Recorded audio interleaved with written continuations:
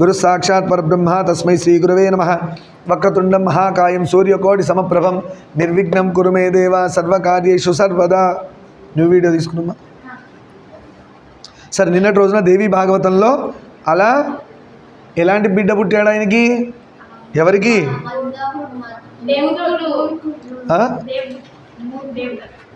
దేవదత్తుడికి. దేవదత్తుడికి ఒక జ్ఞానం లేని బిడ్డ పుట్టాడు. సరే, ఏమైందో కంటిన్యూషన్ చూద్దాం. అతన్ని ఏమంటారు? అపండితుడు అంటారు కదా. పండితుడు, పండితుడు కానివాడు. ఎవడు అన్నం కూడా పెట్టాడు. ఒకళ్ళు అలాంటి వాడికి అన్నం పెడితే ఏమవుతుంది? వాడికి నరక ప్రాప్తి. అది కూడా చెప్పుకున్నాను నిన్న. ఏ దేశంలో మూర్ఖులైన బ్రాహ్మణులు పూజింపబడతారో ఆ దేశం వదిలేయాల్సిన దేశం. ఎక్కడైతే మూర్ఖులైన బ్రాహ్మణుల్ని, ఇవాళ అందరు బ్రాహ్మణులు మూర్ఖులు చాలామంది కనబడుతున్నారు. ఎందుకంటే గర్వం వచ్చేసి ఉండకూడదు. బ్రాహ్మణుడు గర్వం ఉండకూడదు. ఎవరైనా సహాయం అని వస్తే వీడు దొరికాడు కదా, వీడి దగ్గర జాతకమనో వాస్తనో జ్యోతిష్యమనో ఏదో చెప్పి 4 మంత్రాలు ఏవో చదివేసి డబ్బులు లాగేద్దామా, ఇలా తయారయ్యారు. అలా ఉండకూడదు. బ్రాహ్మణుడికి ఎప్పుడు దేవుడు ఒకటి చెప్పాడు, అంటే బ్రాహ్మణుడు కూడా పాపం జీవనాన్ని గడవాలి, దాని మీద డిపెండ్ అవుతుంది. యథాశక్తి అని చెప్పారు. అవతలోడికి మీ యథాశక్తి ఇవ్వండి అనేవాడే కరెక్ట్ బ్రాహ్మణుడు. అవతలోడు దొరికాడు కదా యథాశక్తి అన్నాడని చెప్పి గొప్ప గొప్ప హోమాలు అభిషేకాలు చేసి రూపాయి చేతిలో పెట్టద్దు. చేస్తే ఏమంతా పుణ్యమంతా బ్రాహ్మడికి వెళ్ళేది, మీకేమి సున్నా. న్యాయంగా ఉండాలి. యథాశక్తి అంటే నేను చేసి ఇంత క్రతువుకి ఇంతమంది భోజనాలు పెట్టినప్పుడు పాపం బ్రాహ్మడు మంత్రాలు చదివాడు, ఈ మొత్తం పూజకు కారణం ఆయనే, ఆయన వల్లే కదా దేవుడు నా వైపు చూసి పుణ్యం ఇస్తున్నాడు, ఆయనకి ఎంత ఇవ్వాలి అనే ఒక కామన్ సెన్స్ ఉంటుంది అందరికీ. అంతవరకు ఇచ్చి బ్రాహ్మడు సంతోషమా అని అడగాలి. ఆయన సంతోషం అంటే పర్లే, ఆయన పొరపాటున ఇంకో అమౌంట్ చెప్పాడు అనుకోండి, అది ఇచ్చి సంతోషపెట్టాలి.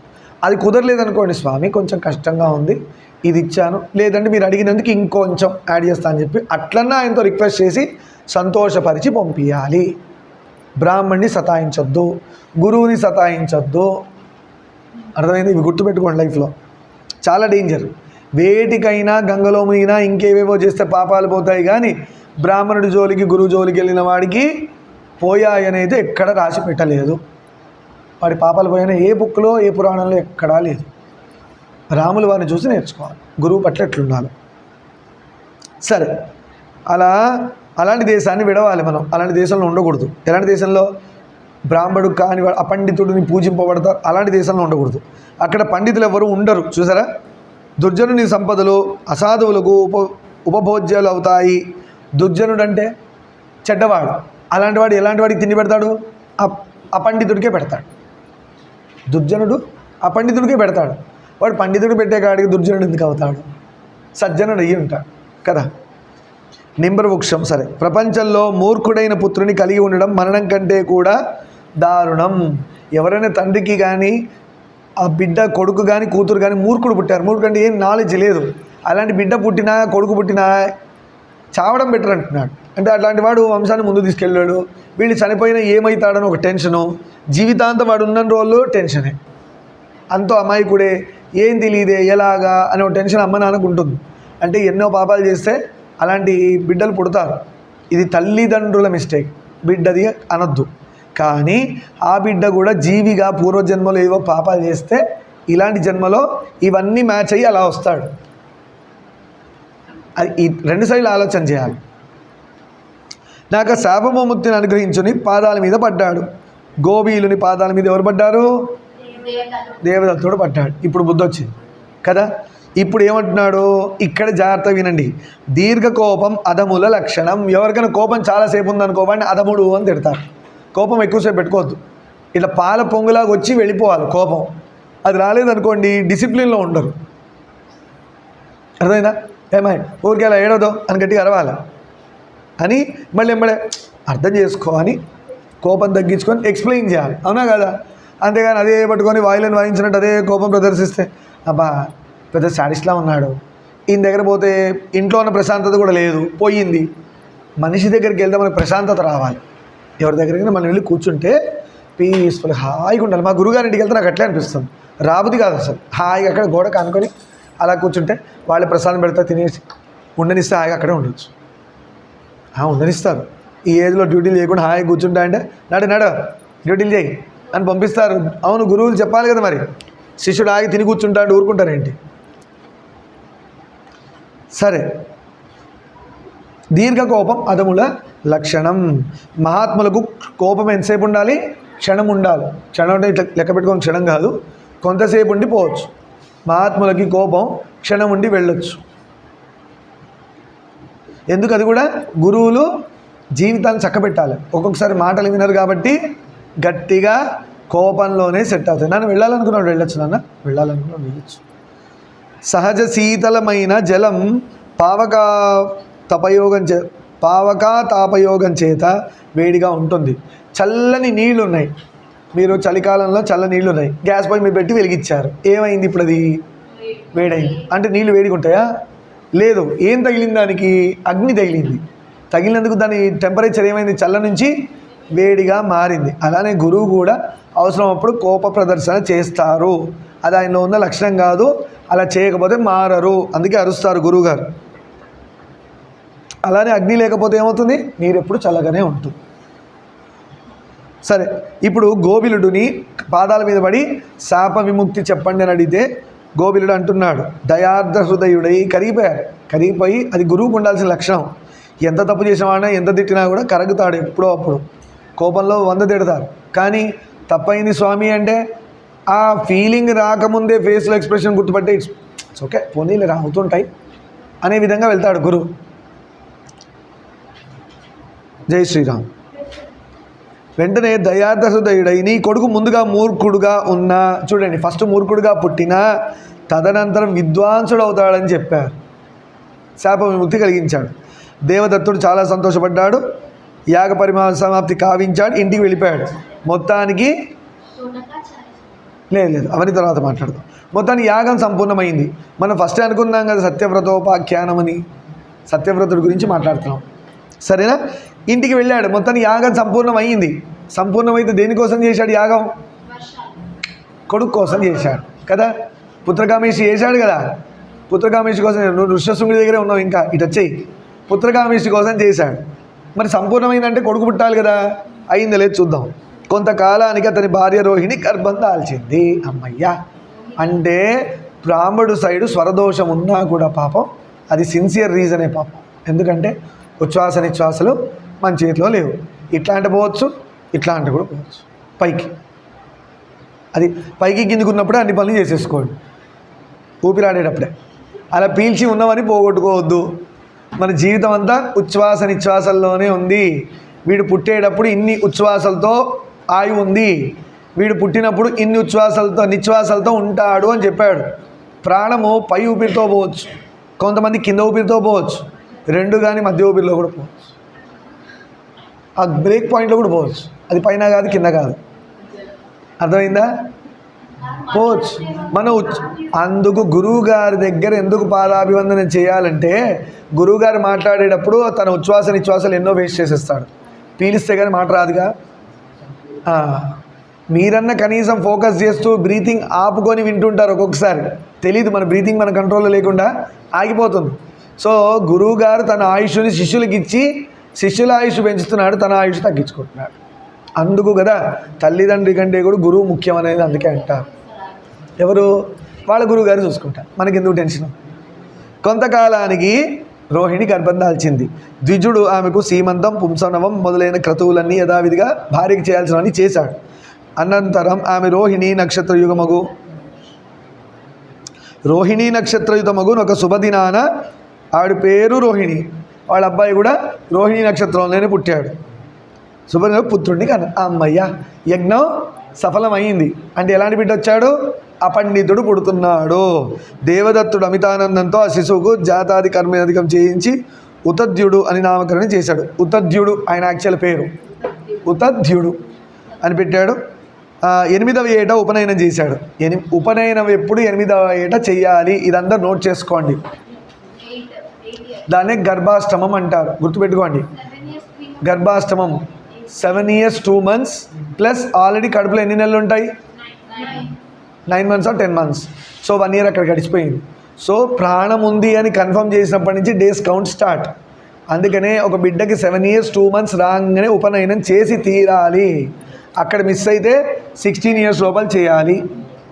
16 years వరకు లోపల చేయలేకపోతే ఆ పాపం తండ్రిది. చూడండి, అబ్బాయి పుట్టిన వాళ్ళు అబ్బాయి పుట్టాడని ఎగిరికి అంతేయడం కాదు, వాడికి ఉపనయన సంస్కారం యోగ్యత ఉంటే అంటే బ్రాహ్మణులు వైశ్యులు చేస్తారు, కొంతమంది క్షత్రియులు కూడా, అండ్ ఇంకోటి శూద్రులు. వీళ్ళల్లో ఒకవేళ బ్రహ్మణత్వంలోకి రావాలనుకుంటే రావచ్చు, కింద వర్ణాల వాళ్ళు పైకి రావచ్చు, ఆ స్కోప్ ఉంది. గురువు దగ్గరికి వెళ్తే ఒక ప్రాసెస్ ఉంది, అది చేసి కింద వర్ణాల వాళ్ళు బ్రహ్మణత్వంలోకి రావచ్చు. అప్పుడు యజ్ఞోపవీతం వేసుకోవచ్చు. అప్పుడు ఎన్ని years? 7 years 2 months is the first priority. పడిపోవాల్సిందే యజ్ఞోపవీతం. అలాంటి వాడు ఎంత గ్రేటెస్ట్ పర్సనాలిటీ అవుతాడు. ఎందుకంటే గాయత్రి అమ్మవారు అప్పటి నుంచే వాడి మనసులో ఉంటుంది. గాయత్రి ఎంత చేస్తే అన్ని మంత్రాలకు అధిదేవత గాయత్రి, మదర్ ఆఫ్ ఆల్ మంత్రాలు అందరూ చేయొద్దని చెప్తారు చూసారా. మంత్రాలు ఎవరంటే వాళ్ళు చేయొద్దు, ఆ అమ్మవారే. మంత్రాలు ఎవరంటే వాళ్ళు చేయొద్దు, గురుముఖతగా, గురువు ఇస్తే చేయొచ్చు మంత్రం ఏదైనా. కానీ అలాంటి మంత్రాలన్నిటికీ అధిదేవత గాయత్రి మాత. ఆ గాయత్రి మాత మంత్రం రావాలంటే తండ్రి ప్రథమ గురువు. తండ్రి లేని వారికి గురువే గురువై ఉంటాడు. సరేనా? అలా 7 years 2 monthsకి చేయలేకపోతే ఏదైనా స్ట్రాంగ్ రీజన్, అది కూడా చచ్చిపోయారో ఎవరో ఏదో అయ్యింది, అలా బ్రేక్ అయితే నెక్స్ట్ వచ్చేది 16 years లోపల చేయాలి. 16 years కూడా చాలా డేంజరస్ యాక్చువల్, అంతవరకు ఉండకూడదు. 7 years 2 months చేసేయాలి. 16 years దాటాక చేస్తే ఆ పాపం తండ్రిది. అంటే చూస్తూ చూస్తూ ఒక జీవితాన్ని దైవీ మార్గంలో పెట్టకుండా లోకంలో ఉన్న ఈ యొక్క మాలిన్యానికి వదిలేశారు అని చెప్తారు. ఆ పాపం తండ్రిది.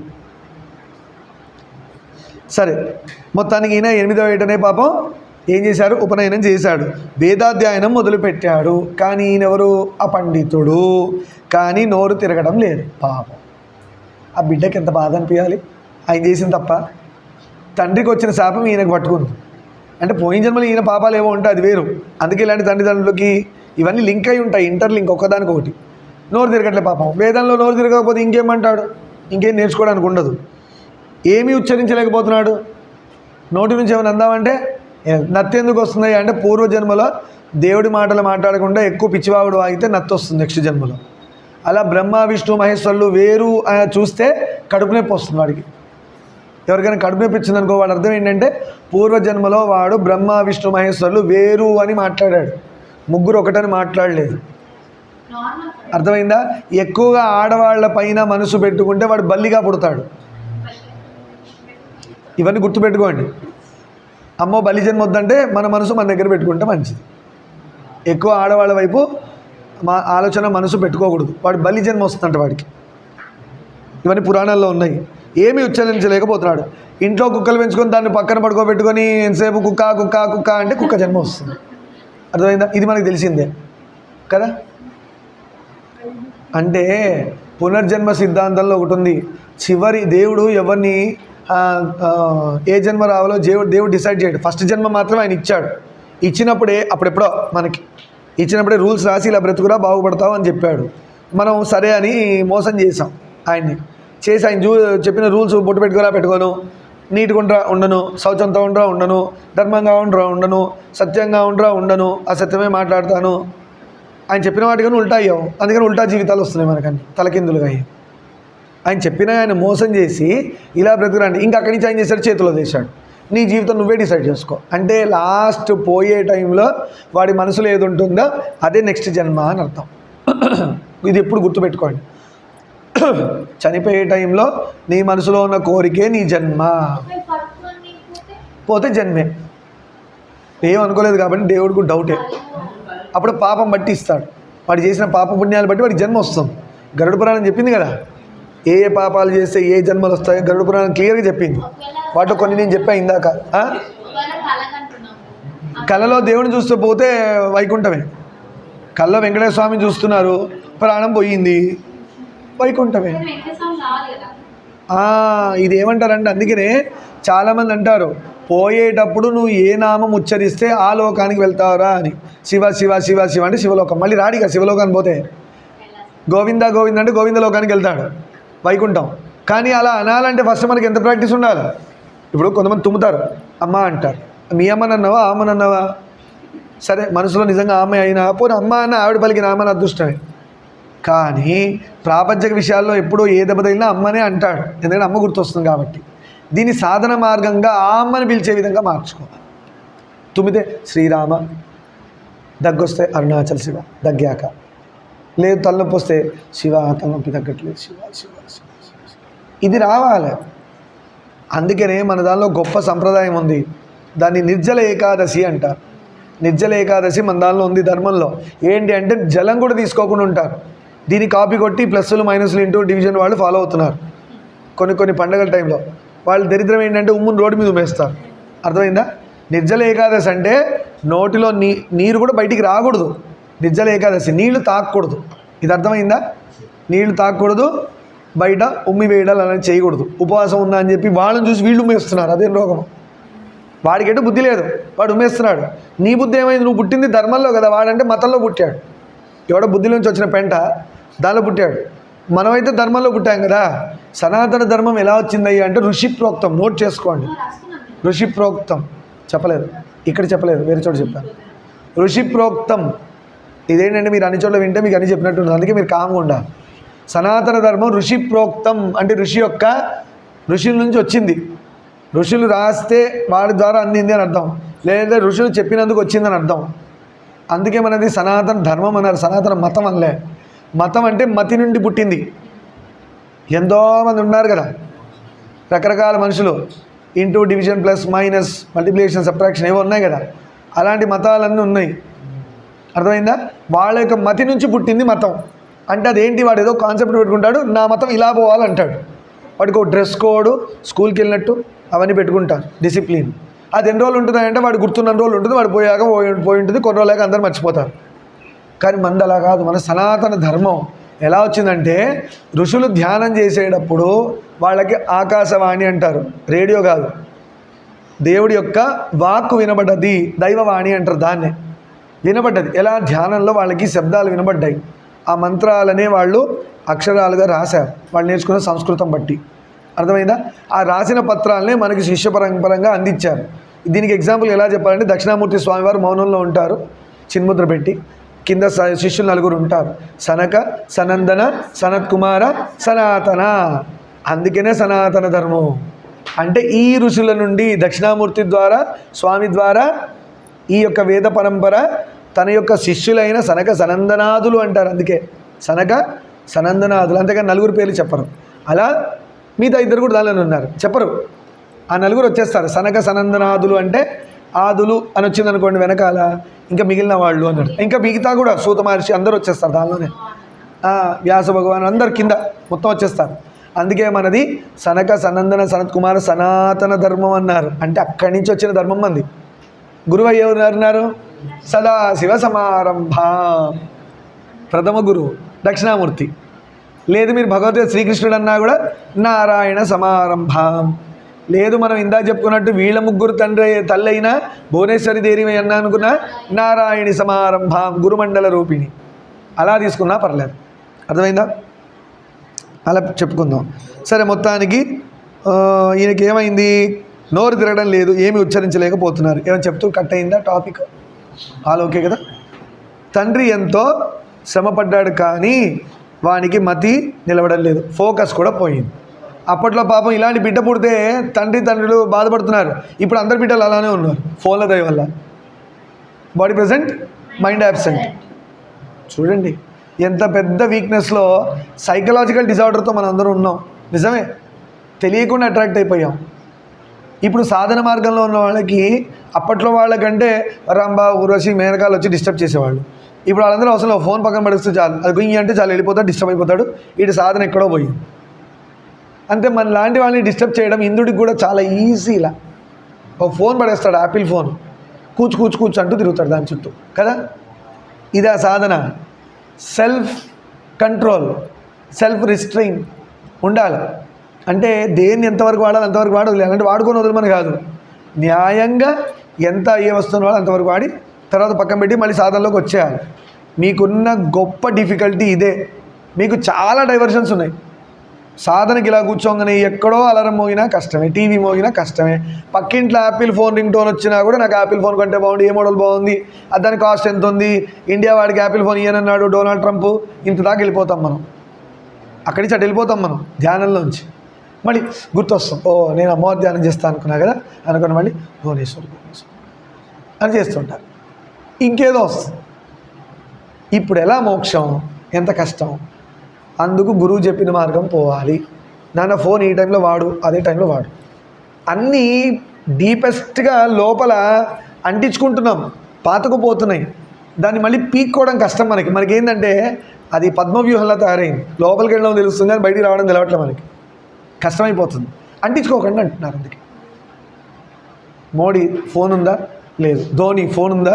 చిన్న బేసిక్ ఫోన్ అంటే ధోని దగ్గర, అది కూడా ఎవరు లిఫ్ట్ చేస్తారు, మెసేజ్ ఇస్తే వింటాడు, లేదు ఆయన దగ్గర ఫోనే. మరి బ్రతకడంలే. నా ఆఫీస్లో కొలిగి ఉండేవాడు, వాడు ఫోన్ ఇంట్లోనే, ఆఫీస్కి ఫోన్ లేకుండా వస్తాడు. మేమేమో మేనేజర్ ఫోన్ చేస్తున్నాం, వాడు ఫోన్ చేస్తున్నాం అని అన్ని పెట్టుకొని తిరిగేవాడు ఇంత పెద్ద బాట్లాగా. వాడు ఏం ఫోన్ లేకుండా వచ్చాడు, ల్యాండ్ లైన్ ఇంట్లో, ఏమంటే ఇంట్లో మెసేజ్ ఇచ్చేయండి అంటాడు. ఇంట్లో రాగా ఎంత బాగుంది అసలు వినడానికి. ఎప్పుడు వస్తుంది ఆ లైఫ్ స్టైల్? ఇంకెక్కడ వస్తుంది? సరే, ఇక్కడ చెప్పుకుంటూ పురాణ ఈరోజు శుభం పలుకుదాం. సర్వం శ్రీ ఉమామహేశ్వర పాదార్ విందార్పణమస్తు. లోకాన్ సమస్తాన్ సుఖినో భవంతు. శాంతి శాంతి శాంతి.